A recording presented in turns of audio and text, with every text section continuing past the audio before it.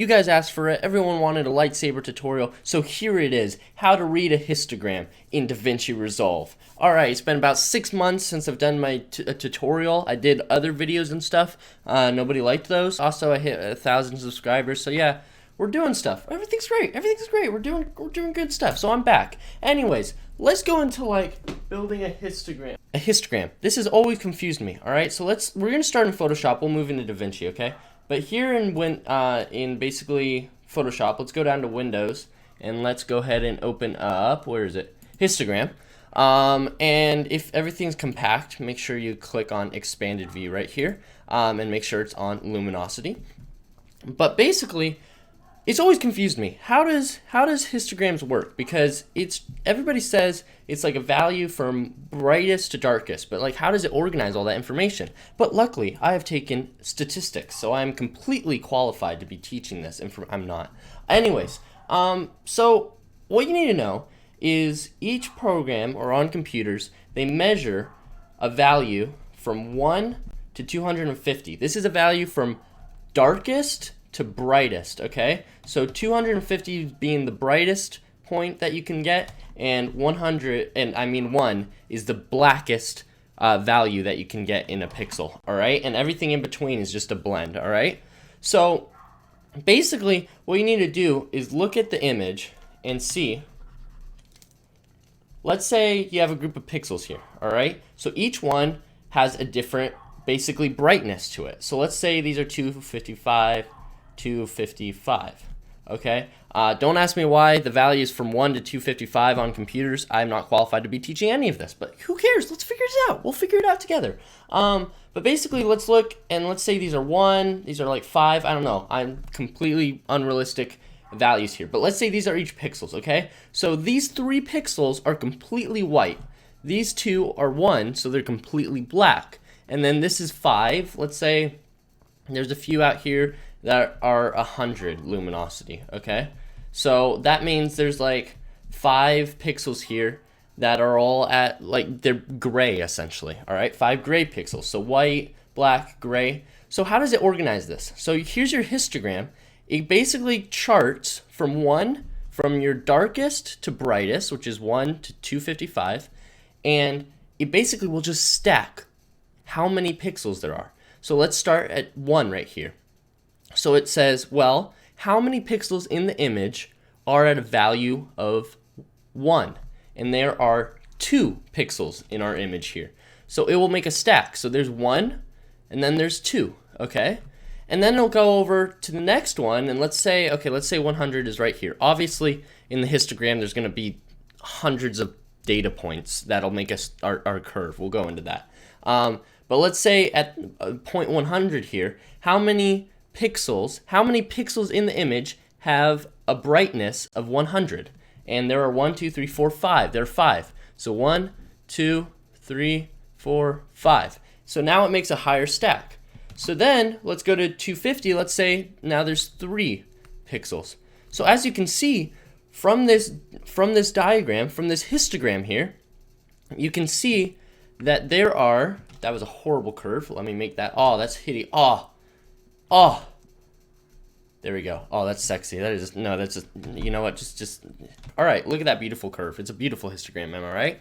So from this image here, from this histogram, you can see that there's a huge number of gray pixels in the image. So there's a lot of midtones in the image. There's almost no blacks in the image. And then there's a little bit of whites in the image, okay? So let's go ahead and look at Photoshop for an actual example here. All right, look at this histogram. There's a lot of white is what this is telling us, all right? It's at 255 right here, and look at how much snow, look at how exposed this image is, and look how it spikes right here. There's a ton of white pixels here, and then look, there's not too many black pixels at all, right? So you can see there's not even a stack at basically the 1 point. So there's no pixels in here that are entirely black. There's almost none. So as you can see, there's a huge shift of just bright pixels, and then there's not as many black areas. And you can see that in the photo. Look how much white is here, and how much kind of basically gray pixels are in here. You can see all that from the histogram. Let's look at another one like right here. You can see this one's even more exposed than the one before. It's still snow and everything, but look at the values. The values are actually peaking at how many white pixels there are. And then you can see, once again, there's barely any black pixels. Okay, so here in DaVinci, let's look at our histogram right here. So we got the same image here. So what I can do is, here's all of our white values. So if I take my curve, let's make a point here. And if I make a curve that counteracts all the white, I can bring down my white value.